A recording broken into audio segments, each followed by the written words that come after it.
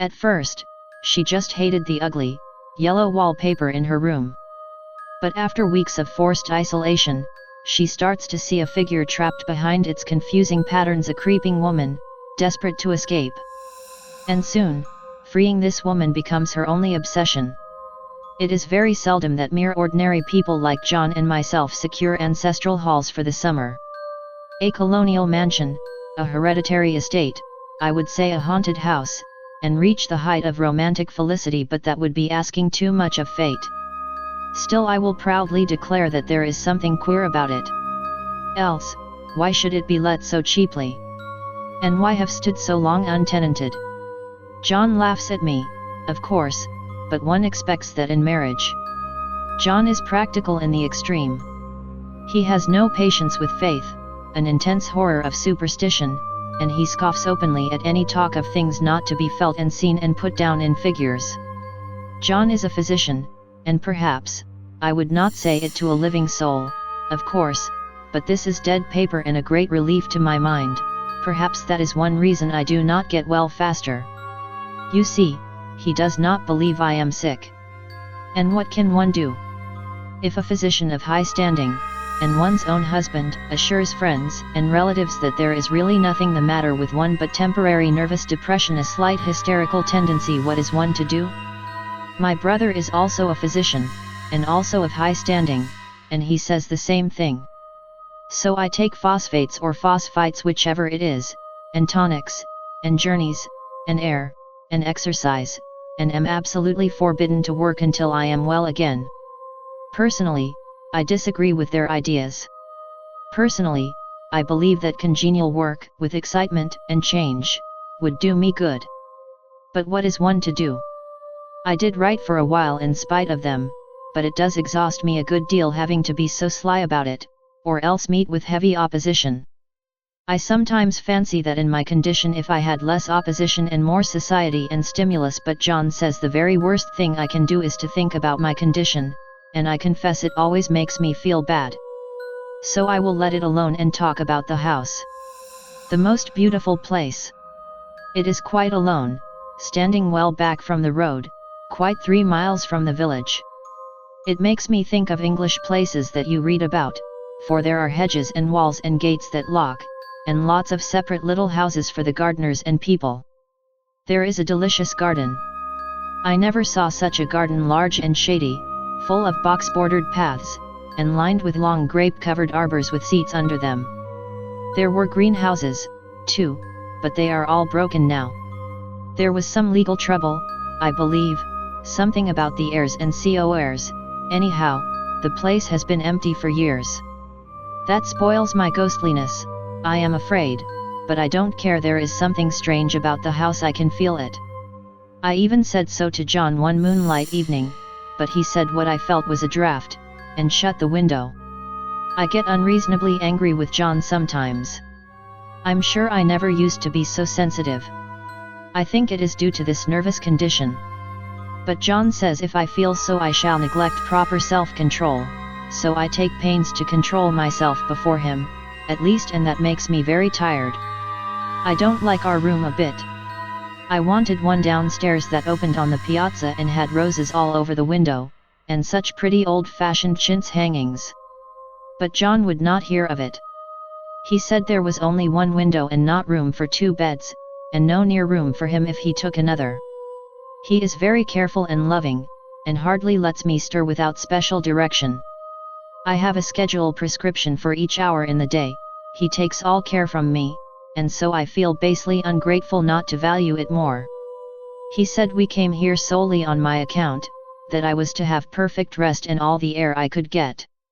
Your exercise depends on your strength, my dear, said he, and your food somewhat on your appetite, but air you can absorb all the time. So we took the nursery, at the top of the house.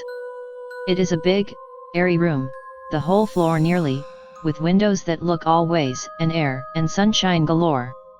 It was nursery first and then playground and gymnasium, I should judge, for the windows are barred for little children, and there are rings and things in the walls.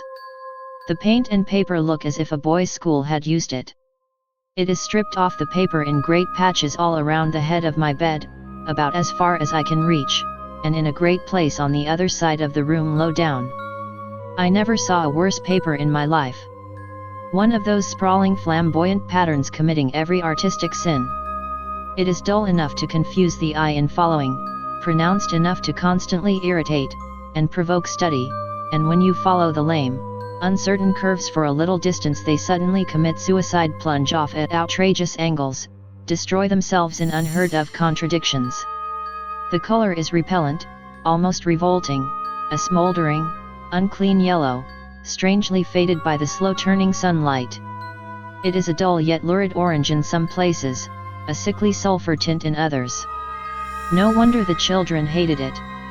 I should hate it myself if I had to live in this room long.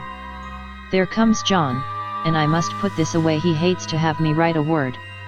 We have been here 2 weeks, and I haven't felt like writing before, since that first day. I am sitting by the window now, up in this atrocious nursery, and there is nothing to hinder my writing as much as I please, save lack of strength. John is away all day, and even some nights when his cases are serious. I am glad my case is not serious. But these nervous troubles are dreadfully depressing. John does not know how much I really suffer. He knows there is no reason to suffer, and that satisfies him. Of course it is only nervousness. It does weigh on me so not to do my duty in any way. I meant to be such a help to John, such a real rest and comfort, and here I am a comparative burden already.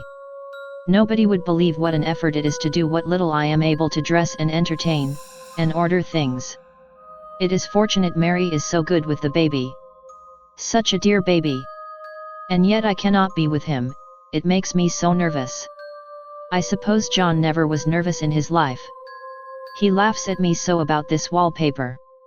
At first he meant to repaper the room, but afterwards he said that I was letting it get the better of me, and that nothing was worse for a nervous patient than to give way to such fancies. He said that after the wallpaper was changed it would be the heavy bedstead, and then the barred windows, and then that gate at the head of the stairs, and so on. You know the place is doing you good, he said, and really, dear, I don't care to renovate the house just for a 3 months rental. Then do let us go downstairs, I said, there are such pretty rooms there. Then he took me in his arms and called me a blessed little goose, and said he would go down cellar if I wished, and have it whitewashed into the bargain. But he is right enough about the beds and windows and things. It is as airy and comfortable a room as anyone need wish, and, of course, I would not be so silly as to make him uncomfortable just for a whim. I'm really getting quite fond of the big room, all but that horrid paper. Out of one window I can see the garden, those mysterious deep-shaded arbors, the riotous old-fashioned flowers and bushes and gnarly trees. Out of another I get a lovely view of the bay and a little private wharf belonging to the estate. There is a beautiful shaded lane that runs down there from the house. I always fancy I see people walking in these numerous paths and arbors, but John has cautioned me not to give way to fancy in the least. He says that with my imaginative power and habit of story-making a nervous weakness like mine is sure to lead to all manner of excited fancies, and that I ought to use my will and good sense to check the tendency. So I try. I think sometimes that if I were only well enough to write a little it would relieve the press of ideas and rest me. But I find I get pretty tired when I try. It is so discouraging not to have any advice and companionship about my work. When I get really well John says we will ask Cousin Henry and Julia down for a long visit, but he says he would as soon put fireworks in my pillowcase as to let me have those stimulating people about now. I wish I could get well faster. But I must not think about that. This paper looks to me as if it knew what a vicious influence it had. There is a recurrent spot where the pattern lolls like a broken neck and 2 bulbous eyes stare at you upside down. I get positively angry with the impertinence of it and the everlastingness. Up and down and sideways they crawl, and those absurd, unblinking eyes are everywhere. There is one place where 2 breadths didn't match, and the eyes go all up and down the line, one a little higher than the other. I never saw so much expression in an inanimate thing before, and we all know how much expression they have. I used to lie awake as a child and get more entertainment and terror out of blank walls and plain furniture than most children could find in a toy store. I remember what a kindly wink the knobs of our big old bureau used to have, and there was one chair that always seemed like a strong friend. I used to feel that if any of the other things looked too fierce I could always hop into that chair and be safe. The furniture in this room is no worse than inharmonious, however, for we had to bring it all from downstairs. I suppose when this was used as a playroom they had to take the nursery things out, and no wonder. I never saw such ravages as the children have made here. The wallpaper, as I said before, is torn off in spots, and it sticketh closer than a brother. They must have had perseverance as well as hatred. Then the floor is scratched and gouged and splintered, the plaster itself is dug out here and there, and this great heavy bed, which is all we found in the room, looks as if it had been through the wars. But I don't mind it a bit, only the paper. There comes John's sister. Such a dear girl as she is, and so careful of me. I must not let her find me writing. She is a perfect, an enthusiastic housekeeper, and hopes for no better profession. I verily believe she thinks it is the writing which made me sick. But I can write when she is out, and see her a long way off from these windows. There is one that commands the road, a lovely, shaded, winding road, and one that just looks off over the country. A lovely country, too, full of great elms and velvet meadows. This wallpaper has a kind of sub-pattern in a different shade, a particularly irritating one, for you can only see it in certain lights, and not clearly then. But in the places where it isn't faded, and where the sun is just so, I can see a strange, provoking, formless sort of figure, that seems to sulk about behind that silly and conspicuous front design. There's sister on the stairs. Well, the 4th of July is over. The people are gone and I am tired out. John thought it might do me good to see a little company, so we just had Mother and Nellie and the children down for a week. Of course I didn't do a thing. Jenny sees to everything now. But it tired me all the same. John says if I don't pick up faster he shall send me to Weir Mitchell in the fall. But I don't want to go there at all. I had a friend who was in his hands once, and she says he is just like John and my brother, only more so. Besides, it is such an undertaking to go so far. I don't feel as if it was worthwhile to turn my hand over for anything, and I'm getting dreadfully fretful and querulous. I cry at nothing, and cry most of the time. Of course I don't when John is here, or anybody else, but when I am alone. And I am alone a good deal just now. John is kept in town very often by serious cases, and Jenny is good and lets me alone when I want her to. So I walk a little in the garden or down that lovely lane, sit on the porch under the roses, and lie down up here a good deal. I'm getting really fond of the room in spite of the wallpaper. Perhaps because of the wallpaper. It dwells in my mind so. I lie here on this great immovable bed. It is nailed down, I believe, and follow that pattern about by the hour. It is as good as gymnastics, I assure you. I start, we'll say, at the bottom, down in the corner over there where it has not been touched, and I determine for the 1000th time that I will follow that pointless pattern to some sort of a conclusion.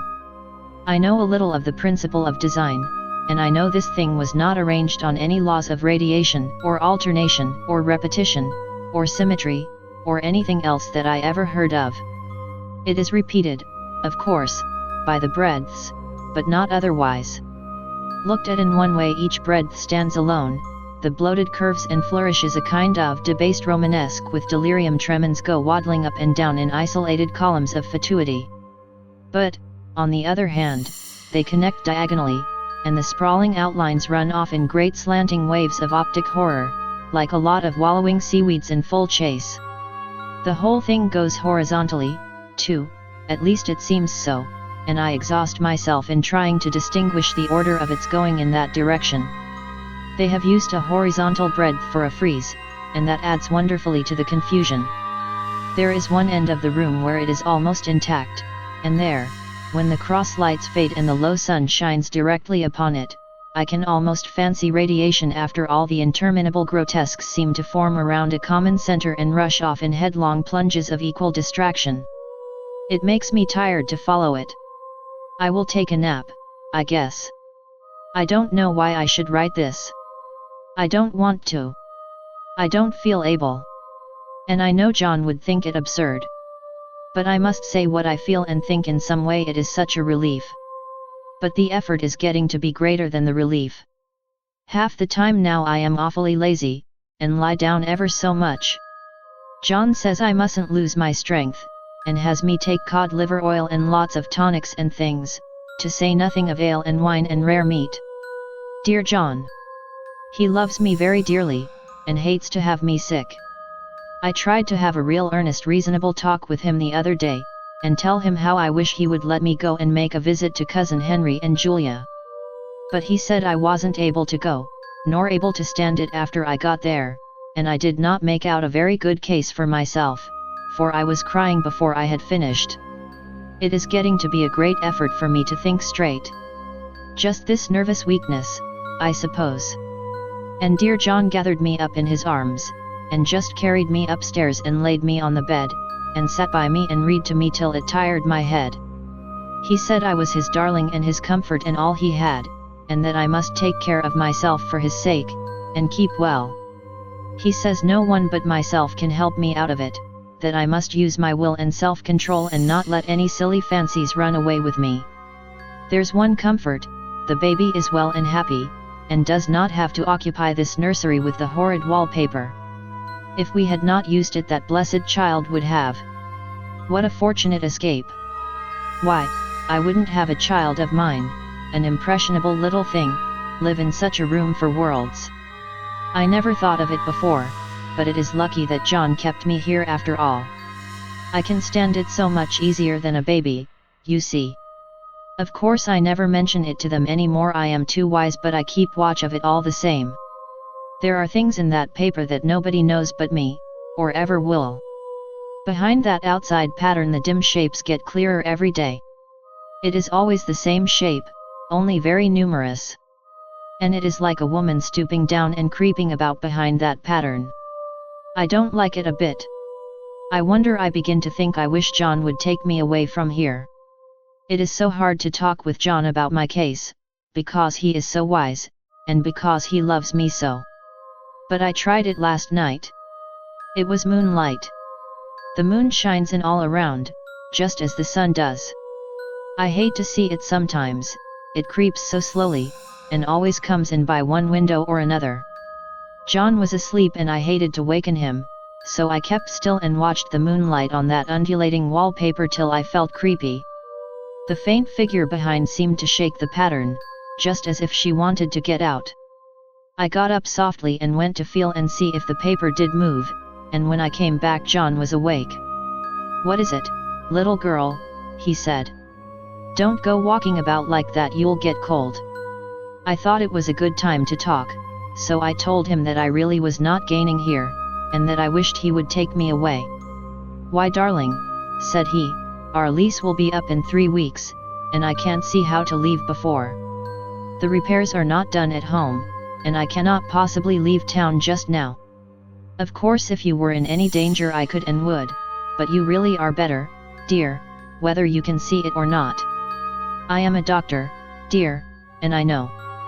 You are gaining flesh and color, your appetite is better. I feel really much easier about you.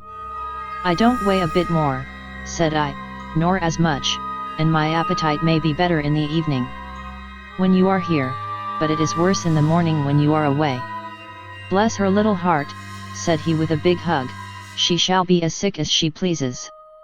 But now let's improve the shining hours by going to sleep, and talk about it in the morning." "And you won't go away?" I asked gloomily. "Why, how can I, dear? It is only 3 weeks more and then we will take a nice little trip of a few days while Jenny is getting the house ready." "Really, dear, you are better."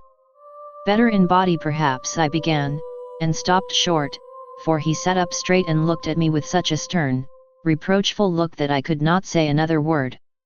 "My darling," said he, "I beg of you, for my sake and for our child's sake, as well as for your own, that you will never for one instant let that idea enter your mind. There is nothing so dangerous, so fascinating, to a temperament like yours. It is a false and foolish fancy. Can you not trust me as a physician when I tell you so? So of course I said no more on that score, and we went to sleep before long. He thought I was asleep first, but I wasn't. I lay there for hours trying to decide whether that front pattern and the back pattern really did move together or separately. On a pattern like this, by daylight, there is a lack of sequence, a defiance of law, that is a constant irritant to a normal mind. The color is hideous enough, and unreliable enough, and infuriating enough, but the pattern is torturing.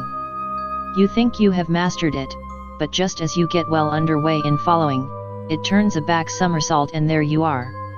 It slaps you in the face, knocks you down, and tramples upon you. It is like a bad dream. The outside pattern is a florid arabesque, reminding one of a fungus. If you can imagine a toadstool in joints, an interminable string of toadstools, budding and sprouting in endless convolutions, why, that is something like it. That is, sometimes. There is one marked peculiarity about this paper, a thing nobody seems to notice but myself, and that is that it changes as the light changes. When the sun shoots in through the east window, I always watch for that first long, straight ray. It changes so quickly that I never can quite believe it. That is why I watch it always. By moonlight, the moon shines in all night. When there is a moon, I wouldn't know it was the same paper. At night, in any kind of light, in twilight, candlelight, lamplight, and worst of all by moonlight, it becomes bars. The outside pattern I mean, and the woman behind it is as plain as can be. I didn't realize for a long time what the thing was that showed behind that dim sub-pattern, but now I am quite sure it is a woman. By daylight she is subdued, quiet. I fancy it is the pattern that keeps her so still. It is so puzzling. It keeps me quiet by the hour. I lie down ever so much now. John says it is good for me, and to sleep all I can. Indeed, he started the habit by making me lie down for an hour after each meal. It is a very bad habit, I am convinced, for, you see, I don't sleep.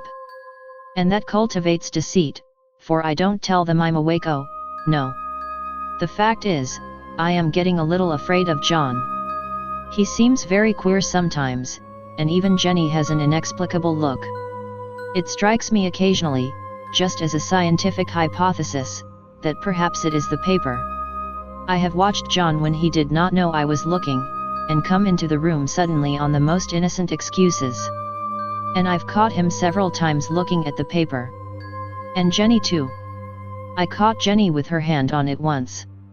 She didn't know I was in the room, and when I asked her in a very quiet voice, with the most restrained manner possible, what she was doing with the paper, she turned around as if she had been caught stealing, and looked quite angry, asked me why I should frighten her so. Then she said that the paper stained everything it touched, that she had found yellow smooches on all my clothes and John's, and she wished we would be more careful. Did not that sound innocent? But I know she was studying that pattern, and I am determined that nobody shall find it out but myself. Life is very much more exciting now than it used to be. You see, I have something more to expect, to look forward to watch. I really do eat better, and am more quiet than I was. John is so pleased to see me improve. He laughed a little the other day, and said I seemed to be flourishing in spite of my wallpaper. I turned it off with a laugh. I had no intention of telling him it was because of the wallpaper. He would make fun of me. He might even want to take me away. I don't want to leave now until I have found it out. There is a week more, and I think that will be enough. I'm feeling ever so much better. I don't sleep much at night, for it is so interesting to watch developments, but I sleep a good deal in the daytime. In the daytime it is tiresome and perplexing. There are always new shoots on the fungus, and new shades of yellow all over it. I cannot keep count of them, though I have tried conscientiously. It is the strangest yellow, that wallpaper. It makes me think of all the yellow things I ever saw, not beautiful ones like buttercups, but old foul, bad yellow things. But there is something else about that paper, the smell. I noticed it the moment we came into the room, but with so much air and sun it was not bad. Now we have had a week of fog and rain, and whether the windows are open or not, the smell is here. It creeps all over the house. I find it hovering in the dining room, skulking in the parlor, hiding in the hall, lying in wait for me on the stairs. It gets into my hair. Even when I go to ride, if I turn my head suddenly and surprise it, there is that smell. Such a peculiar odor, too. I have spent hours in trying to analyze it, to find what it smelled like. It is not bad at first, and very gentle, but quite the subtlest, most enduring odor I ever met. In this damp weather it is awful. I wake up in the night and find it hanging over me. It used to disturb me at first. I thought seriously of burning the house to reach the smell. But now I am used to it. The only thing I can think of that it is like is the color of the paper. A yellow smell. There is a very funny mark on this wall, low down, near the mopboard. A streak that runs round the room. It goes behind every piece of furniture, except the bed, a long, straight, even smooch, as if it had been rubbed over and over. I wonder how it was done and who did it, and what they did it for. Round and round and round, round and round and round, it makes me dizzy. I really have discovered something at last. Through watching so much at night, when it changes so, I have finally found out. The front pattern does move, and no wonder. The woman behind shakes it. Sometimes I think there are a great many women behind, and sometimes only one, and she crawls around fast. And her crawling shakes it all over. Then in the very bright spots she keeps still, and in the very shady spots she just takes hold of the bars and shakes them hard. And she is all the time trying to climb through. But nobody could climb through that pattern, it strangles so. I think that is why it has so many heads. They get through, and then the pattern strangles them off and turns them upside down, and makes their eyes white. If those heads were covered or taken off, it would not be half so bad. I think that woman gets out in the daytime. And I'll tell you why. Privately I've seen her. I can see her out of every one of my windows. It is the same woman, I know, for she is always creeping, and most women do not creep by daylight. I see her on that long shaded lane, creeping up and down. I see her in those dark grape arbors, creeping all around the garden. I see her on that long road under the trees, creeping along, and when a carriage comes she hides under the blackberry vines. I don't blame her a bit. It must be very humiliating to be caught creeping by daylight. I always lock the door when I creep by daylight. I can't do it at night, for I know John would suspect something at once. And John is so queer now, that I don't want to irritate him. I wish he would take another room. Besides, I don't want anybody to get that woman out at night but myself. I often wonder if I could see her out of all the windows at once. But, turn as fast as I can only see out of one at one time. And though I always see her, she may be able to creep faster than I can turn. I have watched her sometimes away off in the open country, creeping as fast as a cloud shadow in a high wind. If only that top pattern could be gotten off from the under one. I mean to try it, little by little. I have found out another funny thing, but I shan't tell it this time. It does not do to trust people too much. There are only 2 more days to get this paper off, and I believe John is beginning to notice. I don't like the look in his eyes. And I heard him ask Jenny a lot of professional questions about me. She had a very good report to give. She said I slept a good deal in the daytime. John knows I don't sleep very well at night, for all I'm so quiet. He asked me all sorts of questions, too, and pretended to be very loving and kind. As if I couldn't see through him. Still, I don't wonder he acts so, sleeping under this paper for 3 months. It only interests me, but I feel sure John and Jenny are secretly affected by it. Hurrah! This is the last day, but it is enough. John is to stay in town overnight, and won't be out until this evening. Jenny wanted to sleep with me, the sly thing. But I told her I should undoubtedly rest better for a night all alone. That was clever, for really I wasn't alone a bit. As soon as it was moonlight, and that poor thing began to crawl and shake the pattern, I got up and ran to help her. I pulled and she shook, I shook and she pulled, and before morning we had peeled off yards of that paper. A strip about as high as my head and half around the room. And then when the sun came and that awful pattern began to laugh at me, I declared I would finish it today. We go away tomorrow, and they are moving all my furniture down again to leave things as they were before. Jenny looked at the wall in amazement, but I told her merrily that I did it out of pure spite at the vicious thing. She laughed and said she wouldn't mind doing it herself, but I must not get tired. How she betrayed herself that time!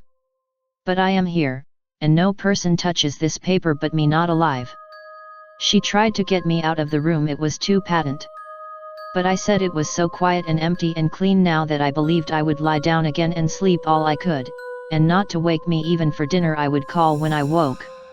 So now she is gone, and the servants are gone, and the things are gone, and there is nothing left but that great bedstead nailed down, with the canvas mattress we found on it. We shall sleep downstairs tonight, and take the boat home tomorrow. I quite enjoy the room, now it is bare again. How those children did tear about here. This bedstead is fairly gnawed. But I must get to work. I have locked the door and thrown the key down into the front path. I don't want to go out, and I don't want to have anybody come in, till John comes. I want to astonish him. I've got a rope up here that even Jenny did not find. If that woman does get out, and tries to get away, I can tie her. But I forgot I could not reach far without anything to stand on. This bed will not move. I tried to lift and push it until I was lame, and then I got so angry I bit off a little piece at one corner, but it hurt my teeth. Then I peeled off all the paper I could reach standing on the floor. It sticks horribly and the pattern just enjoys it. All those strangled heads and bulbous eyes and waddling fungus growths just shriek with derision. I am getting angry enough to do something desperate. To jump out of the window would be admirable exercise, but the bars are too strong even to try. Besides, I wouldn't do it. Of course not. I know well enough that a step like that is improper and might be misconstrued. I don't like to look out of the windows, even there are so many of those creeping women, and they creep so fast. I wonder if they all come out of that wallpaper as I did? But I am securely fastened now by my well-hidden rope. You don't get me out in the road there. I suppose I shall have to get back behind the pattern when it comes night, and that is hard. It is so pleasant to be out in this great room and creep around as I please. I don't want to go outside. I won't, even if Jenny asks me to. For outside you have to creep on the ground, and everything is green instead of yellow. But here I can creep smoothly on the floor, and my shoulder just fits in that long smooch around the wall, so I cannot lose my way. Why, there's John at the door. It is no use, young man. You can't open it. How he does call and pound. Now he's crying for an axe. It would be a shame to break down that beautiful door. John dear, said I in the gentlest voice, the key is down by the front steps, under a plantain leaf. That silenced him for a few moments. Then he said very quietly indeed, open the door, my darling. I can't, said I, the key is down by the front door under a plantain leaf.